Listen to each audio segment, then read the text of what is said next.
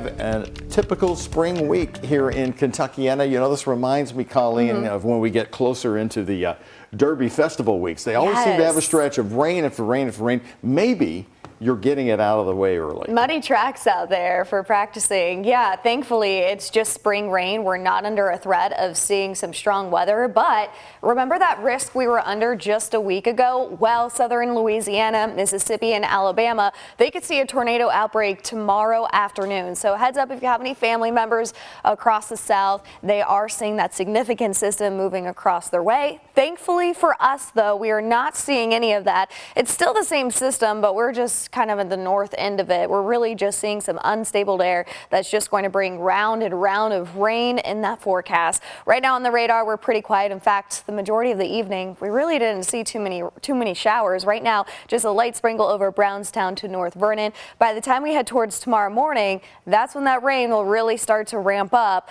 Starting out with the rain totals, by Friday midday, we could clock in around 2 inches, maybe up to 3 inches in some spots. The Ohio River is teetering on being on that minor flood stage. We're going to watch that. I think that's mainly going to be our concern, is maybe some ponding on the side of the road. So by the time we head towards 5 o'clock tomorrow morning, that's when we'll start to see that first round of some heavy downpours. So just a heads up, if you have kids at the bus stop, it is going to be pretty wet, maybe a few lightning strikes, but this is looking like just some light rain by 8, 9 o'clock in the morning. A little break around midday. So if you have any time to get stuff done, I think 10 a.m. to 1 p.m. is that window to do it, even though it looks still pretty wet, but it's just going to be a washout of a day regardless. By the time we get towards 3 o'clock, more widespread downpours out there, maybe some rumbles of thunder. Temperatures will actually be staying in the 60s, so not going to warm up too much with all the cloud coverage that we have. 10 o'clock Wednesday night, yet another wave is in that forecast. Thursday is going to be very similar. The only difference on Thursday is we might see a few stronger winds,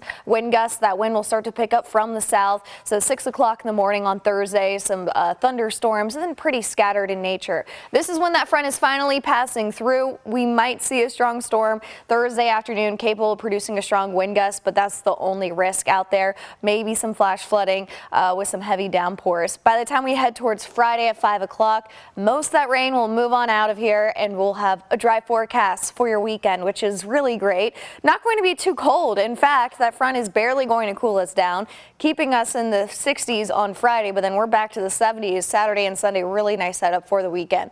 So I mentioned Thursday afternoon we might see a strong wind gust. That's a very low risk here for Louisville, areas off into eastern Kentucky. We're not really concerned with it, but of course we'll keep our eyes on it. Really just those downpours, maybe some ponding on the side of the road. I would say this is a classic spring rain that we have.